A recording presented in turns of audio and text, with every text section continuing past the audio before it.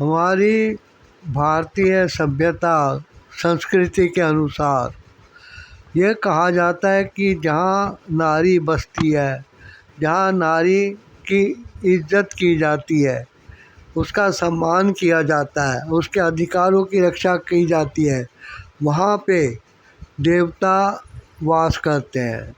नारी को लक्ष्मी का रूप माना जाता है। कहा जाता है कि वो घर की लक्ष्मी है। जय हिंद साथियों, आपका इस चैनल पे बहुत बहुत स्वागत है। हमारे भारत में नारी का बहुत सम्मान होता है। अब आप खुद ही देख रहे होंगे कि हर क्षेत्र में नारी को सम्मान दिया जा रहा है, उसको मौका दिया जा रहा है। वो बढ़ चढ़ के पुरुषों के कंधे से कंधा मिला के काम कर रही हैं। अभी भारतीय मूल की सुनीता विलियम स्पेस में गई हुई हैं। ये भी ऐसा उदाहरण है। अब ओलंपिक में जो हुआ,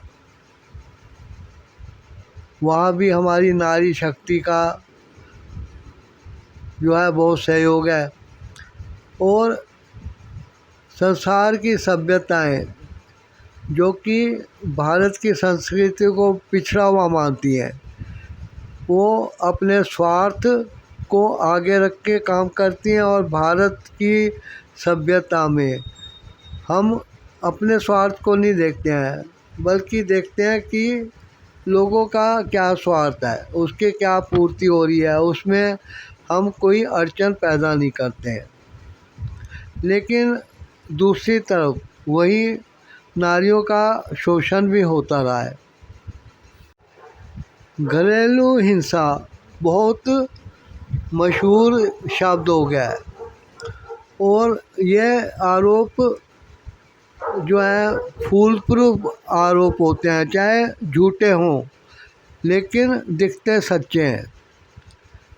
अब घरेलू हिंसा में सिर्फ घरेलू शब्द से ही आप जान जाएंगे कि घर के अंदर। अब घर के अंदर क्या है? अब घर के अंदर कोई स्त्री है और दूसरे शहर से किसी ने आके उसके साथ हिंसा की, तो वो घरेलू हिंसा नहीं है, वो नारी का शोषण है, उसका उत्पीड़न है, अपराध की श्रेणी में आता है, सामान्य अपराध। लेकिन घरेलू हिंसा जिसमें कि भावनात्मक, लैंगिक, शिक्षा के स्तर पर और उसके मानसिक स्थिति का शोषण, उसका यौन शोषण जब घर के अंदर घर के सदस्य द्वारा किया जाए तो उसको घरेलू हिंसा कहते हैं। मेन चीज़ इसमें मार पिटाई भी आती है, किसी का हाथ उठा देना।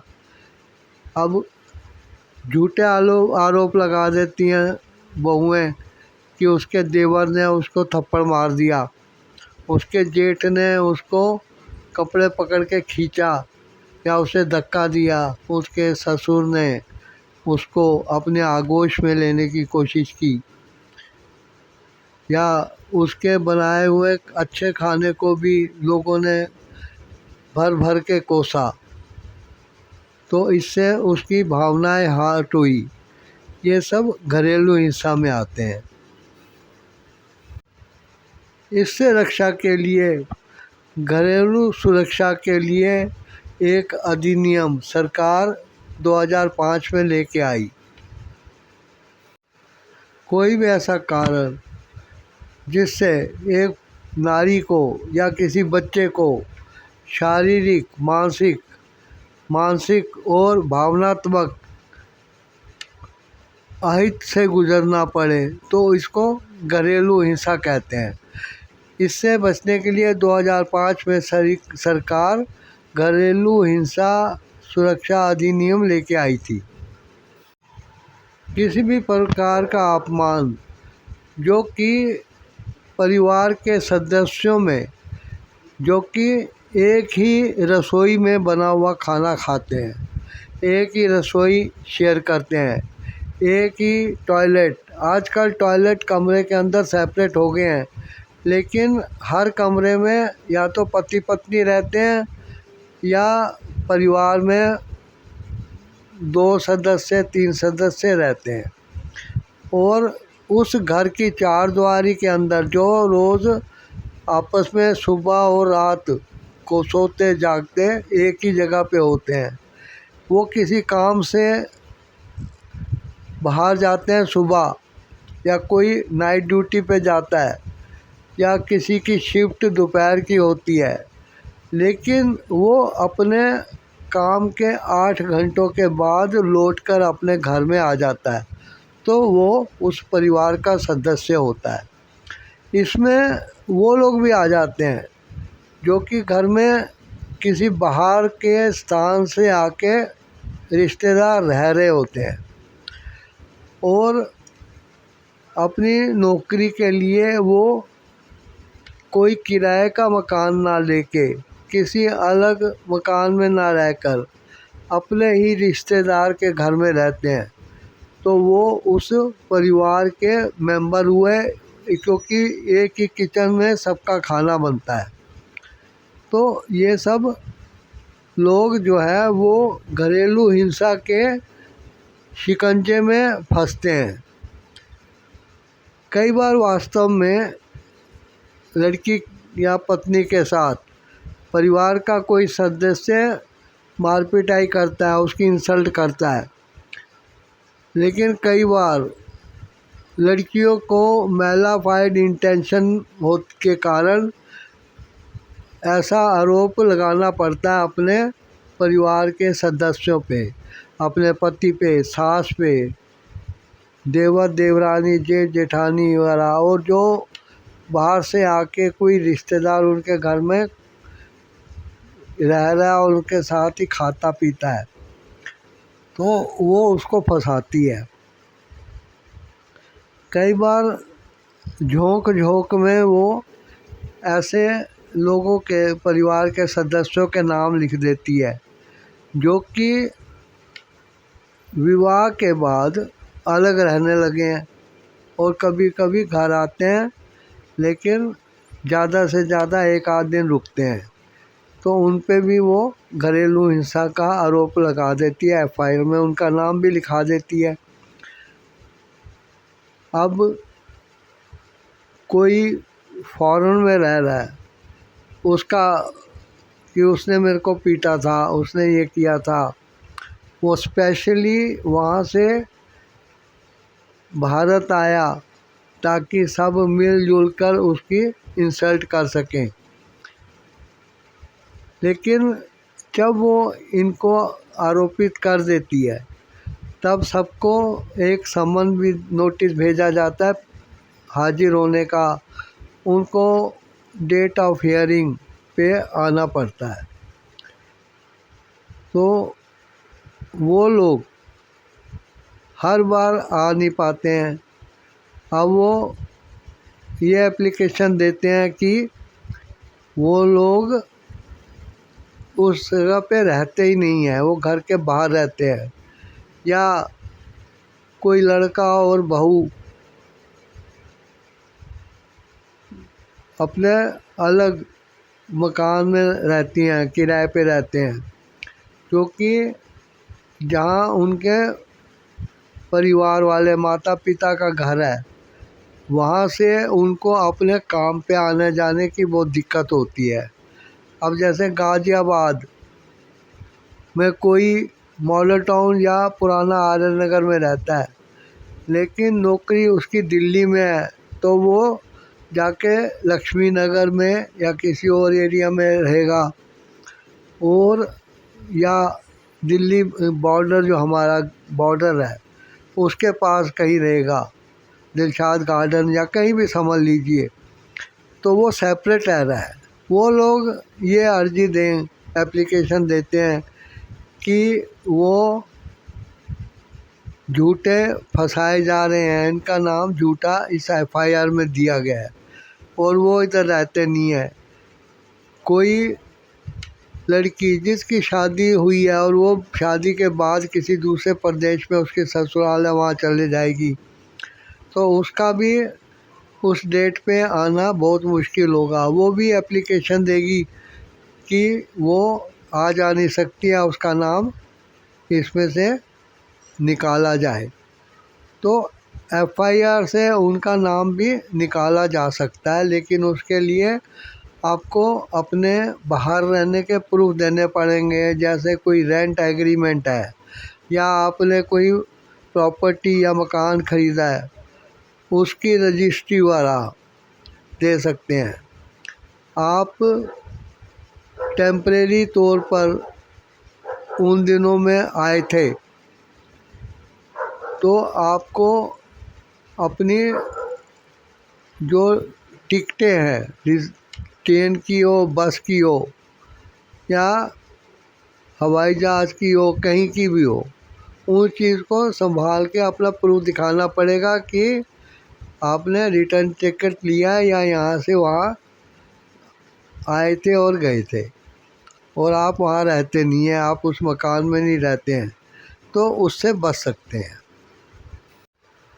पहले महिलाएं शारीरिक मानसिक उत्पीड़न होने पर आईपीसी के सेक्शन 498A के अंडर अपनी शिकायत लिखा सकती थी।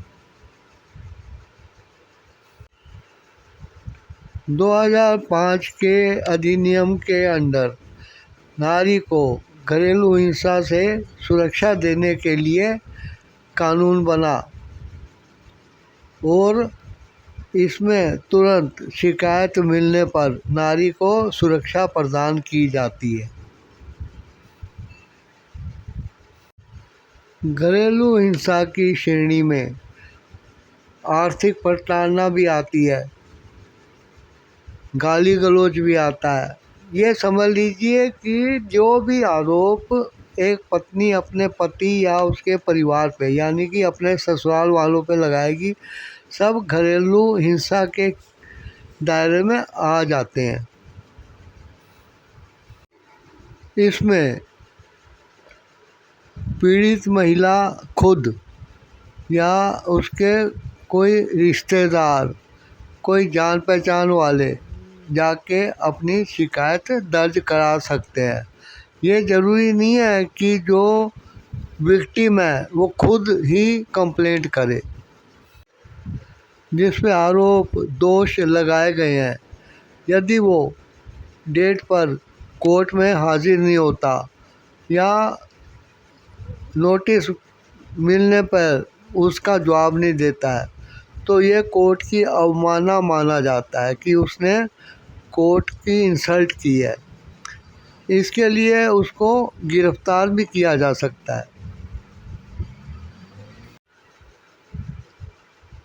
ऐसा होने पर दोषी व्यक्ति को 3 साल की सज़ा हो सकती है।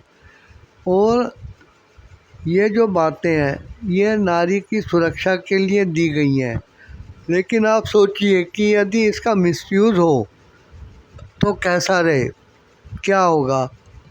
क्योंकि झूठे आरोप लगने पर व्यक्ति घबरा जाएगा, कोर्ट के आगे आने से डरेगा, या वो अपने बचाव के लिए यहाँ वहाँ जानकारियाँ संपर्क साधने की कोशिश करेगा, वकीलों से मिलेगा। तो कोर्ट ये नहीं देखेगा कि एक निरपराधी अपने बचाव में कुछ कानूनी सहायता ढूंढ रहा था, प्राप्त करने की कोशिश कर रहा था।